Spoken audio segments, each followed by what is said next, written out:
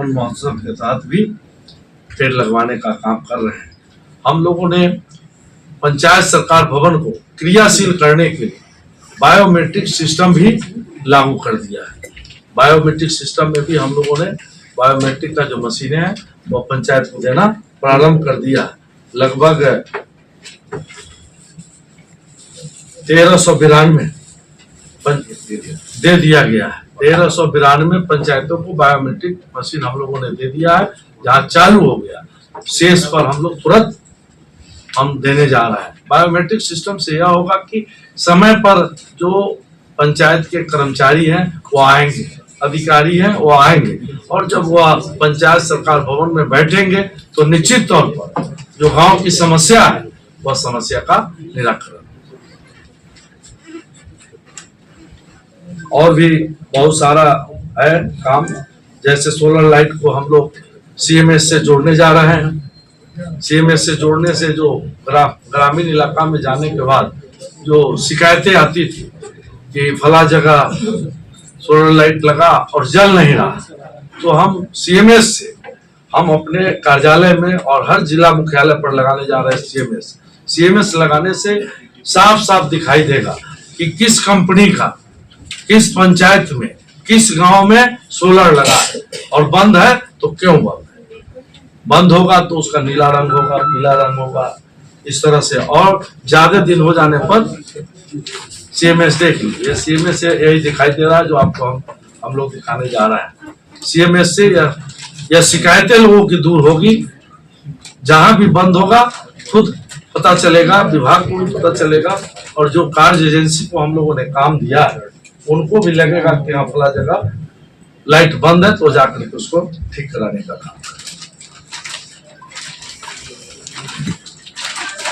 तो मैं अब इसका जवाब नहीं दे सकता हूँ। जिन कुओं के बारे में सफाई उफाई नहीं हुई है, नॉर्मली ग्राम पंचायत के अंदर ही सफाई का काम है। यहाँ पर राज्य स्तर से हर पंचायत किसका पानी पीने का नहीं। Let me complete. आपने बोला, मैं एक लाइन बोले फिर आप दोबारा बोले।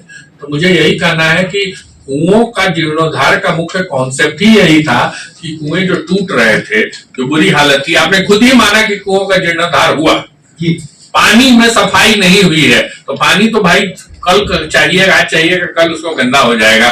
सफाई करने का काम ग्राम पंचायत का है। जिस पंचायत में यह काम नहीं हुआ है, हम लोगों को स्पेसिफिक जानकारी दीजिए, हम लोग जरूर पूरा करा देंगे। आपके अगर कोई परिचित पंचायत हो जिसमें आपका मन का क्लेश हो, हम लोग जरूर उसका विशेष ध्यान रखेंगे। पंचायतों में लाइब्रेरी खोलने की बात आपने कही है, तो क्या वो लाइब्रेरी चलाएगा कौन?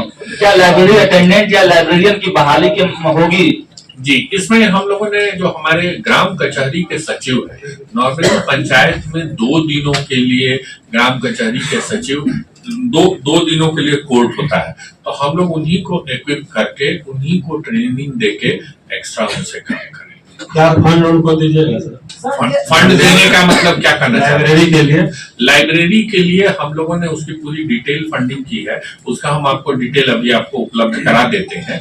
उसका एक है फिजिकल डिजिटल है, यानी कि लड़के ट्रेनिंग की, लड़के जो आजकल कोचिंग करते हैं या कॉम्पिटिटिव एग्जाम देते हैं उसके बारे में भी जानकारी हो, और जो जनरल जैसे जनरल स्टडीज की बुक्स हो, साहित्य की बुक्स हो, साथ ही साथ जो ओल्ड लोग गांव में हैं उनके लिए 3 न्यूज़पेपर्स उपलब्ध हो, यह भी चीजें हैं। बच्चों के लिए भी जानकारी हो। तो ये एक मिक्स टाइप का कॉन्सेप्ट है जिसमें जो मुख्यतया तीन तरह के वर्गों के लिए है।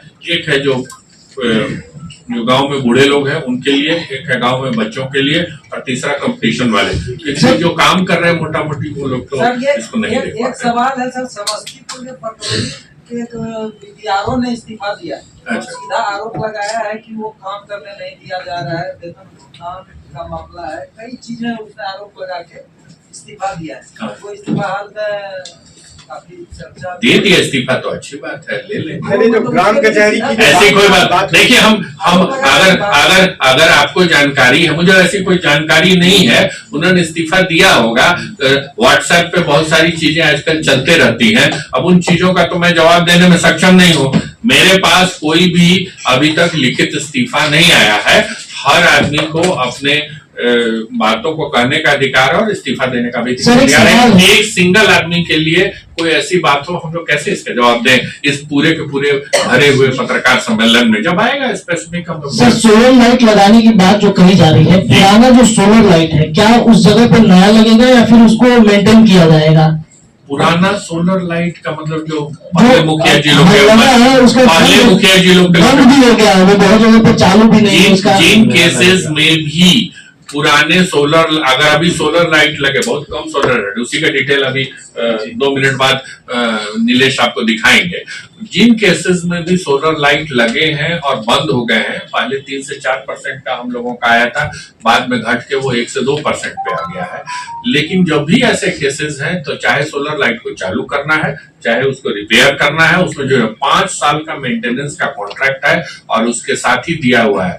तो 72 घंटे के अंदर, पहले 48 घंटे था, 48 घंटे में नहीं होता, 72 घंटे के अंदर सोलर लाइट चालू करनी है और उसके डिटेल्स यहाँ पे उपलब्ध हो जाएंगे। वो सभी सीएमएस से जुड़ेंगे सर। वो मैं अभी आपको सीएमएस का प्रेजेंटेशन ही दिखाऊंगा, इसीलिए दिखाया कि जिससे कि आप लोगों के माध्यम से जानकारी लोगों तक चली जाए। अभी नीलेश खुद ही आए हुए हैं, प्रेजेंटेशन सामने लगा हुआ है, आपका प्रश्नोत्तर बंद होगा तो हम लोग आपकी आंखों का अटेंशन चाहेंगे। एक ग्राम कचहरी वाला सरकार सर पावर डेलीगेट करने की शुरुआत हुई थी 2010 या 11 के आसपास हुआ था। कितने मामले आए और हमने परसेंटेज में बताया कितना निष्पादन हो रहा है, टोटल कितने मामले आए थे? एक शीट ले लीजिए सर, पंचायत यहाँ 5 मिनट बाद लीजिएगा, अगर फिर दोबारा प्रश्न आएगा तो थोड़ा दिक्कत होगी। मैंने अभी आपको सर्कुलेट कर दिया है, एक शीट जो मेरी वाली है वो भी दे देंगे, लेकिन लीजिए। सर, पंचायत भवन में जो है सो बैंक, पंचायत सरकार भवन में जी। बैंक खोलने की योजना जी, मैंने बताया वह एक बहुत अच्छा हमारा प्रोग्रेस है। वो है कि आरटीपीएस काउंटर्स जो हमारे चलने थे, आरटीपीएस काउंटर्स हम लोगों ने सभी जो ब्लॉक में चल रहे थे उसके अलावा पंचायतों तक लगाने के लिए कोशिश की है। आरटीपीएस काउंटर 5711 8053 में शुरू हो गए हैं और 3321 भी इस महीने के अंत तक पूरे हो जाएंगे। इससे जितनी भी सुविधाएं हैं वह सुविधाएं लोगों को उपलब्ध हो सकेंगी और इसके साथ साथ में जो अन्य सुविधाएं हैं जो बहुत सारे सीएससी काउंटर्स के माध्यम से दिए जाने हैं, वो हम लोग एग्रीमेंट कर रहे हैं पोस्ट ऑफिसेस के माध्यम से। तो बहुत सारे, एक तो सीएससी काउंटर भी है, पोस्ट ऑफिसेस से भी बहुत सारी सुविधाएं देनी है, इंक्लूडिंग बैंकिंग सुविधाएं, उसको भी हम लोग पोस्ट ऑफिस के माध्यम से उपलब्ध कराएंगे। बायोमेट्रिक अटेंडेंस के बारे में माननीय मंत्री महोदय ने पहले ही बता दिया है, मैं उसको रिपीट नहीं करना चाहता हूँ। एक बहुत ही इम्पोर्टेंट चीज है जिसमें हमारे बिहार राज्य का जबरदस्त सक्सेस है, उसके बारे में मैं आपको पहले भी हम लोगों ने ब्रीफ किया है, लेकिन नेशनल स्तर पर यह काफी हाईलाइटेड हुआ है। वह है ग्राम कचहरी। ग्राम कचहरी में हम लोगों का जो ओवरऑल, इसका डिटेल्स हमारे पास ये सॉफ्ट कॉपी, रवि इसको जरा सा सर्कुलेट करा दीजिएगा। इसमें 93.7% हमारा जो दीवानी मुकदमे है और 93.6% जो फौजदारी मुकदमे है, इनका डिस्पोजल हो गया है 6 महीने के अंदर। ये एक बहुत बड़ा सक्सेस है गांव के माध्यम से। तो ग्राम न्यायालय का जो कॉन्सेप्ट था जिसमें लोगों को गांव के स्तर पर ही न्याय मिल जाए और त्वरित न्याय मिल जाए, इस पर बहुत हमारा सक्सेसफुल हुआ है। राष्ट्रीय स्तर पर भी जो इस पे एक रिव्यू किया गया और इस पे एक कमेटी की रिपोर्ट आई, उसमें बिहार के इस एक्सपेरिमेंट ग्राम न्यायालय को बहुत ज्यादा तरजीह दी गई और बताया गया कि ये काफी सक्सेसफुल है। इसको हम लोग स्ट्रेंथन करने के लिए ई कोर्ट मैनेजमेंट सिस्टम ला रहे हैं और ई कोर्ट मैनेजमेंट सिस्टम शीघ्र ही कोशिश करेंगे कि इसी महीने के अंदर में करेंगे। यानी कि मुकदमे का डेट क्या होगा, मुकदमे में ऑर्डर क्या हुआ, कई बार ऑर्डर मिलने में थोड़ा विलंब होता है, तो इन सारी चीजों को आप लोग डाउनलोड कर सकते हैं। तो इसके बारे में ई कोर्ट मैनेजमेंट सिस्टम के बारे में हम लोग एक पोर्टल करके दे रहे हैं। इसके संबंध में वो फिर से बता दिया जाए कि 93.7% दीवानी मुकदमे है और एक बार और 93.6% फौजदारी मुकदमे है। इसका डिटेल ये पूरा डिटेल आपको पेजेस में दे रहे हैं, ये जिलावार डिटेल है तो आपको मिल जाएगा और टोटल नंबर्स हैं। वैसे मतलब मैं आपको समराइज करके दे रहा हूं, you can write from this page. 2 पन्ना अलग से दिया जा रहा है, रवि को मैंने दिया है तो वो दे देंगे। तो ये काफी अच्छा प्रोग्रेस और 6 महीने के अंदर में लोगों को त्वरित न्याय हो रहा है। विभाग का यह अभिमत है, हम लोग इसमें कोशिश कर रहे हैं कि जो इसमें जो पावर्स डेलीगेट किए गए हैं ग्राम न्यायालय को, उसको बढ़ाए जाए और ग्राम न्यायालय के स्तर पे आगे भी कार्रवाई हो उसमें किया जाए। एक चीज ये बोलना चाह रहे, इसी को बनाने के लिए, इसी को बढ़ाने के लिए और हम लोगों ने और जनता को यह सुलभ हो इसके लिए ई कोर्ट मैनेजमेंट सिस्टम भी लगाया जा रहा है। तो अभी तक 5 ग्राम कचहरी में हम लोगों ने इसका एक पायलट कर लिया था और इसमें सारे के सारे हमारा ई ग्राम कचहरी में, जैसे हाईकोर्ट पे होता है केसेस, कौन सा डेट आया, कौन सा डेट में उसका ऑर्डर हुआ, सारे के सारी चीजें अब लोगों को, न्यायालय की प्रक्रिया उसी ढंग से होगी, मात्र उसकी जो जानकारी है लोगों को मिल जाएगी। क्योंकि हम लोगों का जो ग्राम न्यायालय सिस्टम है एक बहुत ही कम बजट पे काम करता है, न्यायालय की तरह नहीं है जिसमें काफी लंबा बजट है। तो पांच हमारे पंच होते हैं, ओवरऑल जितने पंच होते हैं उसमें 5 पंच काम करते हैं और एक कचहरी सचिव होता है और एक न्याय मित्र होता है, उतने पे ही काम चलता है। तो बहुत सारी कई बार डिले हो जाता है, छोटे छोटे डिले हो जाते हैं, ऑर्डर्स मिलने में डिले हो जाते हैं, अन्य चीजों में। और नॉर्मली हम लोगों का यह कोशिश रहती है, ये पूरे जो एक्ट है उसके अंदर में है कि ये आर्बिट्रेशन सुलह के माध्यम से काम हो, बशर्ते निर्णय नहीं देना है, सुलह करने पे पहले फोकस होता है। ये सुलह मुकदमा पहले करना है कि ग्राम का मुख्य बात है कि जस्टिस देने से अच्छा सुलह करके, समझौता करके और मामला खत्म करना है। तो इन केसेस में ऑर्डर्स कैसे आपको उपलब्ध हो, डेट्स कैसे उपलब्ध हो, लोगों को वृहद जानकारी हो, उसके लिए यह ई कोर्ट मैनेजमेंट सिस्टम लाया जा रहा है। इसी के साथ साथ में हम लोगों ने लाइब्रेरीज के बारे में आपको बताया था। सभी गांव में फिजिकल डिजिटल लाइब्रेरीज बनाने के लिए भी एक विस्तृत कार्यक्रम किया गया है, जिसके लिए दिया गया है। अभी ट्रेनिंग्स पर बहुत तेज ध्यान दिया गया है, इसके बारे में कंप्लीट डिटेल्स आपको उपलब्ध कराए गए हैं। ट्रेनिंग में अभी राष्ट्रीय कार्यशाला हुई थी पटना में और मैं आप लोगों का शुक्रगुजार हूं कि वो कार्यशाला बहुत सक्सेसफुल रही भी और आप लोगों ने उसको कवर भी बहुत डिटेल से ज्ञान भवन में किया था। तो इसके अलावे अभी जो ट्रेनिंग्स के लिए एक डिटेल कार्यक्रम बनाए गए हैं और ट्रेनिंग्स का जो सभी स्तर पे, जैसा माननीय मंत्री महोदय ने बताया, सभी हम लोग 9 थीम्स हैं 17 SDGs में, उन थीम्स पे हम लोग डिफरेंट जो जनप्रतिनिधि हैं उनको ट्रेनिंग दे रहे हैं।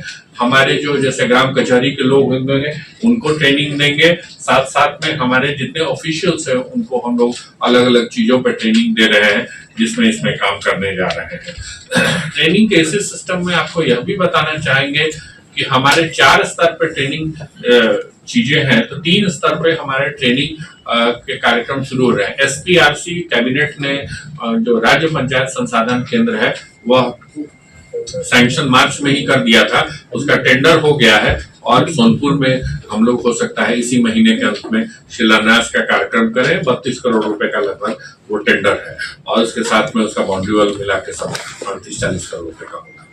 दूसरी वो जिससे कि सारे राज्य स्तर पे उसको ट्रेनिंग दी जाएगी। जिला जो पंचायत संसाधन केंद्र है, प्रेजेंटेशन दिखाया गया था, उसके शुरू में जो फोटो मोतिहारी का था, तो ये भी केंद्र अब हम हमारे 20 केंद्र लगभग बन गए हैं, 38 में 20 केंद्र बन गए हैं और 34 केंद्र शुरू हो गए हैं। 4 केंद्रों में कुछ प्रॉब्लम था, शुरू नहीं हो पाए।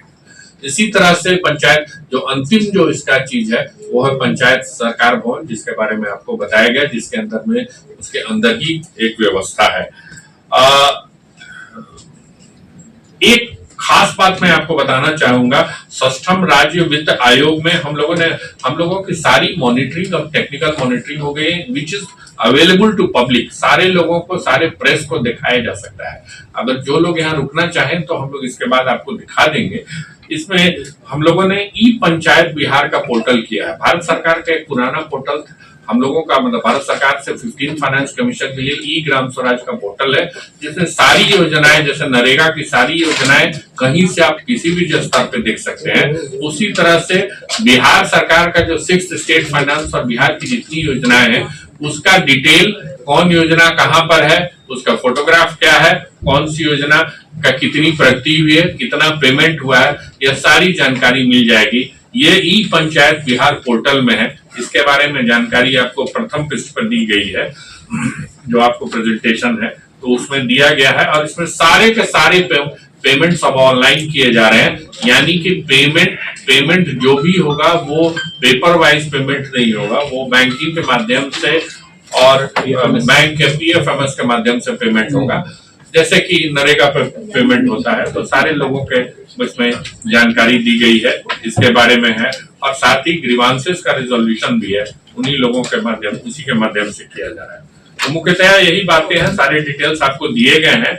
यदि आप लोगों के पास प्रश्न हो तो उन प्रश्नों को हम लोग आमंत्रित करते हैं। अलग अलग केंद्र हैं जिसमें हम करना है। फॉर एग्जाम्पल कुछ बहाली हम लोगों की BPSC के माध्यम से होती है। जैसे हम लोगों के जो ब्लॉक पंचायत राज ऑफिसर्स हैं उनकी बहाली BPSC के माध्यम से होती है। तो जैसे जैसे स्टेजेस में BPSC की बहाली हो रही है उसी तरह से होती है। जो स्टाफ सिलेक्शन कमीशन के माध्यम से जो बहाली होनी है, जो डिटेल में आपको दिया गया है, वो है हमारे करीब 550 कितना है, एक नंबर देख लीजिएगा, 500 से करीब 550 हमारे रीजनल मतलब जो ऑप्शन,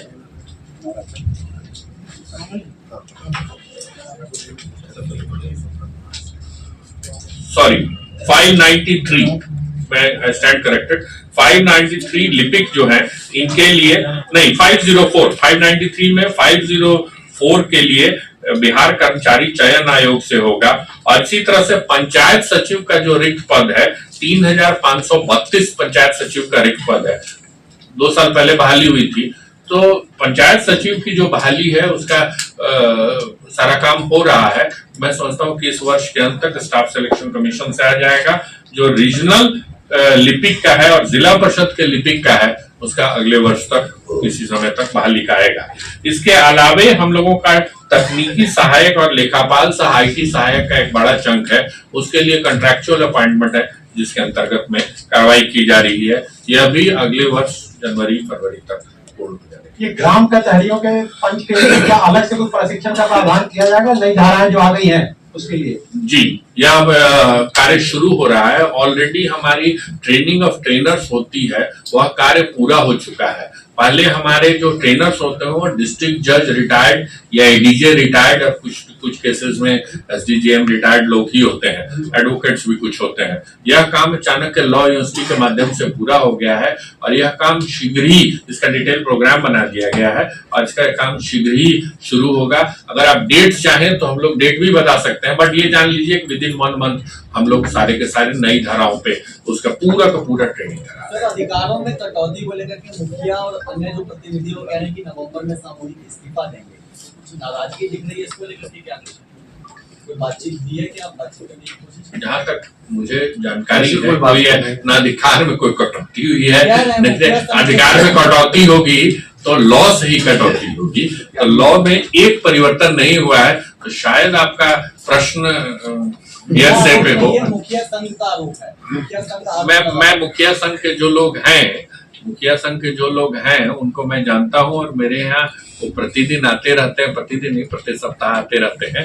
तो मैं मेरे स्तर से और मेरे पास ऐसी कोई जानकारी नहीं है, मैं आपकी जानकारी से सहमत नहीं। बात ये हो रहा है कि आपके स्तरीय पंचायती राज संस्थानों के जितने भी प्रतिनिधि हैं अभी भी आंदोलन पर, तो ये आंदोलन पर चल रहे थे, आपके विकास की योजनाएं कैसे समझ लेंगे? देखिए ऐसा कुछ नहीं है। विकास की जो अभी तक आप जो प्रोग्रेस रिपोर्ट देख रहे हैं, आंदोलन मतलब एक चीज है, यह डेमोक्रेटिक सेटअप है। डेमोक्रेटिक सेटअप में हर आदमी को अपनी बात कहने का अधिकार है और हर संस्था यह चाहती है कि उसको अधिक से अधिक अधिकार मिले। हम लोग तो जहां तक मुखिया जी हैं या जिला परिषद है या वो कर रहे हैं, क्योंकि कोई अधिकार तो शून्यता में मिलता नहीं है। हर आदमी जब किसी का अधिकार बढ़ेगा तो किसी का अधिकार थोड़ा घटेगा, तो इस तरह से होता है। तो वो लोग चाहते हैं कि यह कार्यक्रम हो, हम लोग तो योजना बन रही है कि नहीं इसको देखते हैं, और मेरी कोई भी ऐसी योजना नहीं है जिस पर पेमेंट नहीं हो रहा है, जिसका कंप्लीशन नहीं हो रहा है। तो ठीक पब्लिक पोस्टर कुछ भी हो, हम लोग चूंकि हम लोग तो काम चाहते हैं तो हम लोग उसके साथ में उनके साथी हैं, लेकिन हम लोग ऐसा कहीं नहीं देख रहे हैं, एक सिंगल जगह पूरे 8053 पंचायत में नहीं देख रहे हैं जहां पे पेमेंट नहीं हो रहा हो। तो पेमेंट सारे हो रहे हैं, काम सारे हो रहे हैं, तो लोग अपनी बात उसके अलावा भी कर रहे हैं। तो ये तो डेमोक्रेटिक सेटअप की मजबूती है। माननीय मंत्री महोदय इस पे कुछ बता देते हैं। पंचायत देखिए, त्रिस्तरीय पंचायत प्रतिनिधि जितना है, हमारे बिहार के सम्मानीय मुख्यमंत्री, उप मुख्यमंत्री जी, हम सब लोग उनका सम्मान करते हैं। और मैं जानता हूँ जिस तरह मैं विधायक हूँ, जैसे माननीय सांसद होते हैं वैसे वो भी चुन के आए, उनका भी विकास करना ही लक्ष्य है। और हमारे माननीय मुख्यमंत्री जी चाहते हैं कि विकास जो है समाज के अंतिम व्यक्ति तक विकास का रोशनी जाए, विकास पहुंचे, और इसका वही एक सूत्र है पंचायत प्रतिनिधि, और हम लोग उसमें लगे रहते हैं, कहीं कोई दिक्कत नहीं। तमसो ज्योतिर्गमय गुरुकुल शिक्षा मंदिर संस्थान के साथ बनाए अपना भविष्य। रेगुलर और प्रोफेशनल कोर्सेज, सेकेंडरी और senior secondary courses, law, teachers training courses, pharmacy and nursing के साथ पैरामेडिकल में डायरेक्ट एडमिशन पाए। वेबसाइट विजिट करें या दिए गए नंबर पर कॉल करें। हमारा पता है गुरुकुल शिक्षा मंदिर संस्थान, कल्याण चौक, DS कॉलेज रोड, कटिहार। हमारा वीडियो अगर आपको अच्छा लगा हो तो आप हमारे वीडियो को लाइक करें, शेयर करें और हमारे चैनल को सब्सक्राइब जरूर करें।